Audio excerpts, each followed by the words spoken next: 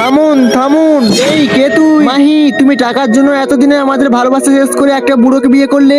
দুনিয়ায় টাকাই সবকিছু। এই চলো। এসো মাহি। আমার সন্তান হয়নি বলে তুমি আবার বিয়ে করে আসলে স্বামী। মোহিনী, আমার সন্তান চাই, তাই তুমি আজ থেকে এই বাড়ির চাকরানী আর মোহিনী হবে বউরানী। স্বামী, ভগবান, তুমি এবার আমাকে একটা সন্তান দাও। আমি দেবো তোমাকে সন্তান। কে? আমি অন্ত। তোমার একটা সন্তান হয়নি বলে তোমার স্বামী এই গরিবের ভালোবাসা কেড়ে নিয়েছে। পেটে বালিশ ঢুকে নকল পেট করে তোমার স্বামীকে বলো তোমার পেটে বাচ্চা। তারপর কয়েক মাস পরে বাচ্চা না হলে প্লিজ দিদি, তুমি যদি এই নাটকটা করো তাহলে তোমার স্বামী আমার মাইকে ফিরিয়ে দেবে। ঠিক আছে, তুই যখন দিদি বলে ডেকেছিস তোর জন্য আমি সবকিছু করতে পারি।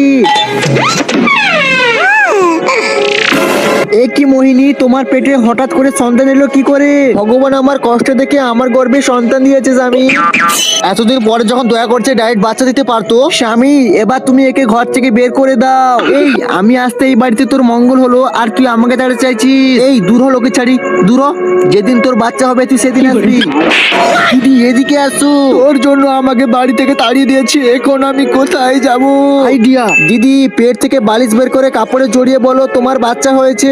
স্বামী যদি সন্তানের মুখ দেখতে চায় তখন বলবে এই সন্তানের মুখ যদি বিবাহের আগে কেউ দেখে তাহলে বালিশ হয়ে যাবে। ঠিক আছে, এই বালিশ আর বাচ্চা নিয়ে যাও। মাহি এসো না। না, তোমার সব সম্পত্তি আমার নামে লিখে দাও, তারপর আমাকে পাবে। মাহি, আরে মোহিনী, এক্ষুনি তোমার বাচ্চা তৈরি হয়ে গেল। কোথায় দেখি দেখি। না, বিয়ের আগে তুমি এই বাচ্চার মুখ দেখতে পারবে না। তার মানে আগে আমার ছেলের বিয়ের ব্যবস্থা করতে হবে। মেয়ে পাবো কোথায়? আপনি আমার মাহিকে ফিরিয়ে দিন, আমার মেয়ে হলে আপনার ছেলের সঙ্গে বিয়ে দিয়ে দেবো। ঠিক বলেছো মাহি। হ্যাঁ স্বামী। আর আমি স্বামী হতে পারলাম কই? তুমি তো আমাকে টাচ করতেই দাও না।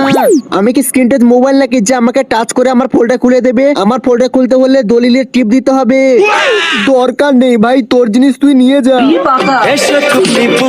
মোহিনী, বিয়ে যখন পাকা হয়ে গেছে তাহলে এবার ছেলের মুখটা একটু দেখি। পরবর্তী পর্ব দেখতে চাইলে প্লিজ জানা।